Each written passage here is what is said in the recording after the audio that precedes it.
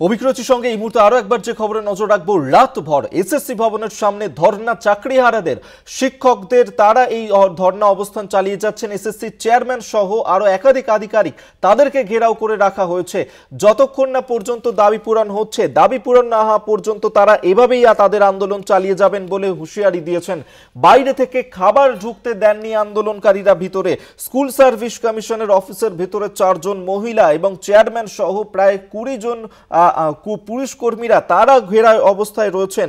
শিক্ষামন্ত্রীর সঙ্গে চেয়ারম্যানের ফোনে কথা হয়েছে, তাদের শারীরিক অবস্থার খোঁজ খবর নিয়েছেন। আন্দোলনকারী চাকরিহারেরা তারা স্কুল সার্ভিস কমিশনের চেয়ারম্যানকে এভাবেই রাতভর আটকে রেখেছেন। ঘেরাও বিক্ষোভ এখনো পর্যন্ত চলছে, পুলিশ মোতায়েন রয়েছে সেখানে। যে ছবি এই মুহূর্তে দেখাচ্ছি আপনাদেরকে এসএসসি অফিসের সামনে, সেখানে পুলিশকে গো ব্যাক স্লোগানও দেন চাকরিহারারা। যতক্ষণ না পর্যন্ত তাদের দাবি পূরণ হচ্ছে ততক্ষণ পর্যন্ত তাদের এই আন্দোলন চলবে।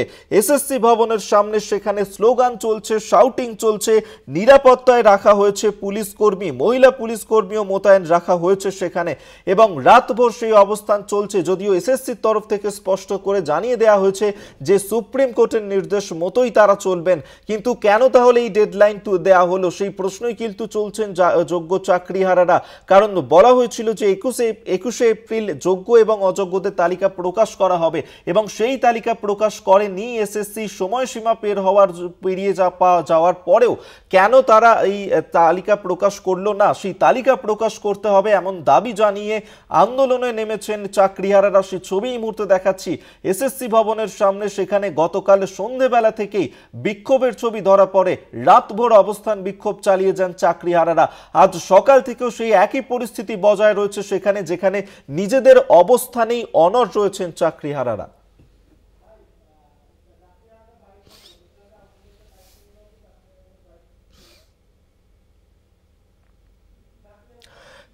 যারা আন্দোলনরত চাকরিহারারা তারা যেভাবে নিজেদের দাবির পূরণের দাবি জানিয়ে হুঁশিয়ারি দিয়েছেন আন্দোলন চালিয়ে দেয়ার, কি বলছেন, কি অবস্থান নিয়েছেন তারা, শোনাবো আপনাদের। আমাদের কোনো পজিটিভ বার্তা পাওয়া যায়নি, আমরা কোনো পজিটিভ বার্তা পাইনি।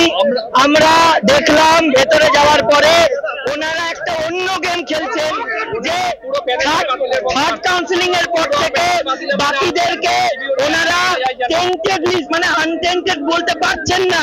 আমি জিজ্ঞেস করলাম তার মানে কি আমরা স্যালারি পাবো না?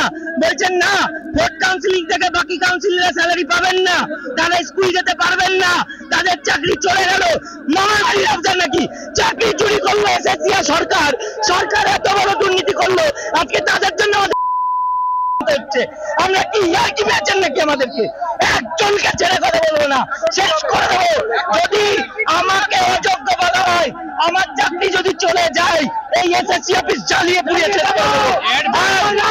আজকে এই মুহূর্তে থেকে যতক্ষণ না শুরু হচ্ছে আমরা এসএসসি অফিস ঘেরাও করে রাখবো। একজন কর্মচারী আর চেয়ারম্যানকে আমরা বেরোতে দেবো না। আমার ইমিডিয়েট সলিউশন।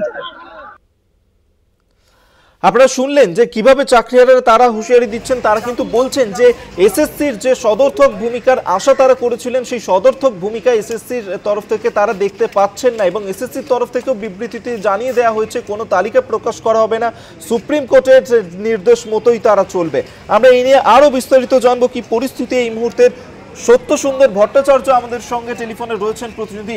সত্য, গতকাল রাত থেকেই এই অবস্থান বিক্ষোভ চলছে, এখনো পর্যন্ত কি এসএসসির চেয়ারম্যান তারা কি আটকে রয়েছেন?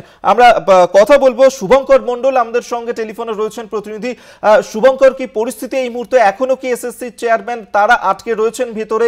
আন্দোলনকারীরা তারাও কি অবস্থান নিচ্ছেন?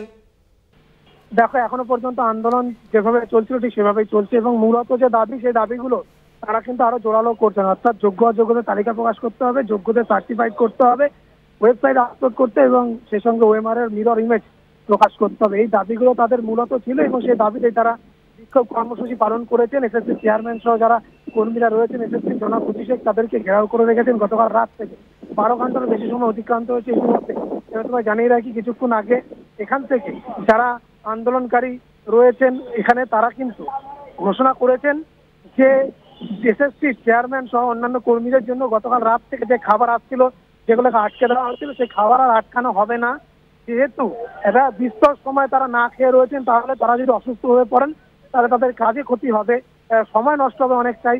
এই কথা ভেবেই এবং অনাহারে যাতে তাদের সমস্যা না হয়, শারীরিকভাবে কোনো অসুস্থতা তৈরি না হয়, সেই কারণে এখানে যারা রয়েছেন মাথারা মূলত তারা কিন্তু স্পষ্ট বার্তা দিয়েছেন এখানে আন্দোলনকারীদের জন্য যে গেট থেকে যদি খাবার ঢোকে তাহলে সেই খাবার যেন একেবারে আটকানো না হয়, ভেতরে সেই খাবার যাতে যেতে দেওয়া হয়, যাতে ভেতরে যারা রয়েছেন চেয়ারম্যান সহ অন্যান্য আধিকারিক কর্মীরা তারা যাতে সেই খাবার খেতে পারেন, সুস্থ থাকতে পারেন।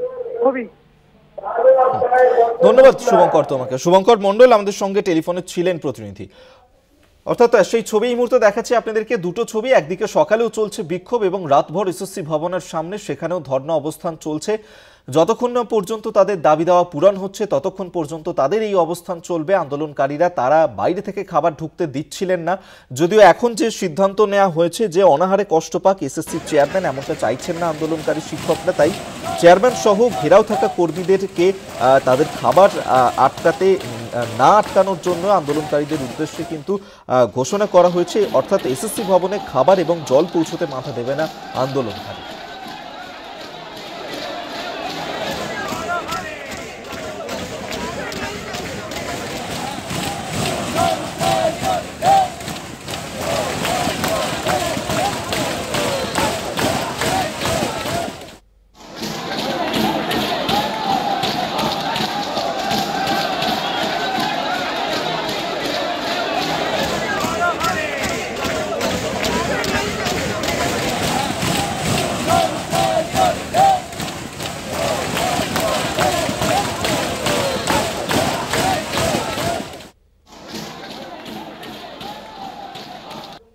এবং এই যে চাকরিহারারা যারা আন্দোলন করছেন, গতকাল রাত থেকে তাদের পাশে দাঁড়াতে গিয়েছিলেন বিজেপি নেতা সজল ঘোষ, এবং এই তীব্র গরমে যেভাবে আন্দোলন চালিয়ে যাচ্ছেন তাদেরকে কাছে জল নিয়ে পৌঁছে গিয়েছিলেন বিজেপি নেতা সজল ঘোষ। সেই ছবিও আপনাদেরকে দেখাবো। গতকাল রাতের বেলাতেই চাকরিহারাদের পাশে দাঁড়াতে সেখানে পৌঁছে যান বিজেপি নেতা সজল ঘোষ এসএসসি ভবনের কাছে। সেখানে এই আন্দোলন চালিয়ে যাচ্ছেন চাকরিহারারা, তাদেরকে জল দেওয়ার জন্য পৌঁছে যান বিজেপি নেতা সজল ঘোষ। সেই ছবি এই মুহূর্তে দেখাচ্ছি আপনাদেরকে, যেভাবে আন্দোলনকারী চাকরিহারারা তাদের কাছে জল পৌঁছে দেন, তিনি জল নিয়ে পৌঁছে যান এসএসসি ভবনের সামনে। সেখানে আন্দোলনরত চাকরিহারাদের হাতে জল তুলে দেন বিজেপি নেতা সজল ঘোষ। আমার বক্তব্য অত্যন্ত পরিষ্কার। সেদিন কালে মিথ্যা কথা বলেছিলেন কেন? সময় কেনার জন্য, শুধু সময় কেনার জন্য আপনি সেদিন বলেছিলেন। তাহলে নাম যার ব্রাত্য সেই রাজ্যে শিক্ষাও ব্রাত্য। শিক্ষামন্ত্রীর নাম ব্রাত্য, এই রাজ্যের শিক্ষাও ব্রাত্য। চুরি করলে দোষ নেই, আর প্রকাশ করলে দোষ। চুরি করলেন, চাকরি খেলেন, চাকরি চুরি করলেন, টিভিতে বললেন আমি সবাইকে যাদের পার্টির লোকেদের চাকরি দেব, তার বেলা দোষ নেই।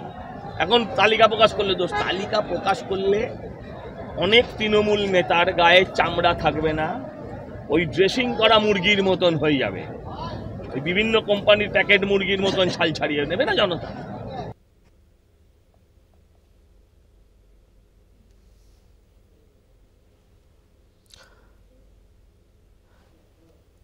আপনাদেরকে শোনালাম যে বিজেপি নেতা সজল ঘোষ তিনি কি বললেন।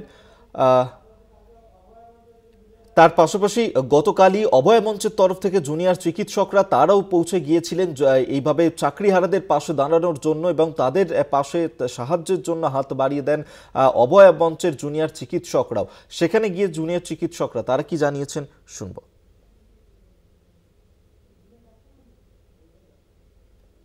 যেটা বলার, সকাল থেকে এই আন্দোলন পরিলক্ষিত করেছি ওয়েস্ট বেঙ্গল জুনিয়র ডক্টরস ফ্রন্টের পক্ষ থেকে। West Bengal junior doctors front টিচারদের এই আন্দোলনে পূর্ণ সহমত জানায়। তাদের যে দাবি, সেই দাবি অত্যন্ত ন্যায়সঙ্গত, এবং তারা যে দাবি করেছে সেই দাবির সাথে West Bengal junior doctors front পূর্ণ মাত্রায় সহমত রাখি। আমরা এই প্রোটেস্টের সম্পূর্ণরূপে সহায়তা করব। তারা যেভাবে চাইবেন আমরা সেইভাবে চাইব। আমাদের পরিষ্কার এবং ন্যায্য যে জায়গা আমরা মনে করি সেটা হচ্ছে যে যোগ্য এবং অযোগ্য যে তালিকা, সেই তালিকা সিনিয়র এই শিক্ষকদেরকে বলা হয়েছিল 21শে এপ্রিলের মধ্যে তারা দেবে, কিন্তু তা এখনো দেওয়া হলো না কেন? তাহলে সরকার, রাজ্য প্রশাসন তাদের সাথে যে প্রহসনের নীতি নিচ্ছে, এই নীতিকে West Bengal junior doctors front ধিক্কার জানায়। তার পাশাপাশি যে কথা আমরা বলতে চাই যে third counselling, fourth counselling, fifth counselling একই, আপনি পরিষ্কারভাবে বলুন কোনটা যোগ্য কোনটা অযোগ্য। দ্বিতীয়ত হচ্ছে স্কুল শিক্ষার যে অবস্থা আজকে, বিভিন্ন স্কুলগুলোতে এই যে নিয়োগ বন্ধ হওয়ার ফলে যে অব্যবস্থার সৃষ্টি হয়েছে, এই স্কুল শিক্ষাকে অবিলম্বে সদর্থক ভূমিকা নেওয়া প্রয়োজন বলে West Bengal junior doctors front মনে করে। আপনারা শুনলেন যে জুনিয়র চিকিৎসকরা তারা কি বলছেন এবং সেই ছবি এই মুহূর্তে দেখাচ্ছি আপনাদেরকে, যেখানে এসএসসি ভবনের সামনে যেভাবে চাকরিহারারা তারা এই আন্দোলন চালিয়ে যাচ্ছেন এবং তাদের যে দাবি যে যত যোগ্য অযোগ্যদের তালিকা প্রকাশ করতে হবে এবং রাতভর তাদের এই আন্দোলন বিক্ষোভ চলছে, যেখানে এসএসসির তরফ থেকে প্রতিশ্রুতি দেওয়া হলেও যোগ্য অযোগ্যের তালিকা প্রকাশ করা হয়নি এবং এসএসসি তাদের প্রতিশ্রুতি রাখেনি, এই অভিযোগই করছেন যোগ্য চাকরিহারারা এবং যোগ্য অযোগ্য তালিকা এখনো অপ্রকাশিতই রয়ে গিয়েছে, যার কারণে এসএসসি প্রধান তাকে কিন্তু আটকে রাখা হয়েছে। পাশাপাশি আরও আধিকারিকরা তাদেরকেও আটকে রাখা হয়েছে এসএসসি ভবনের মধ্যেই এবং এখনো পর্যন্ত নিজেদের অবস্থানেই অনড় রয়েছেন চাকরিহারারা। যোগ্যদের তালিকা প্রকাশের দাবিতে এসএসসি ভবনের সামনে গতকাল রাত থেকেই বিক্ষোভ আন্দোলন চালিয়ে যাচ্ছেন যোগ্য চাকরিহারারা। সেই ছবি এই মুহূর্তে দেখাচ্ছি আপনাদেরকে, যেখানে আজ সকালেও সেই একই পরিস্থিতি বজায় রয়েছে এসএসসি ভবন চত্বরে।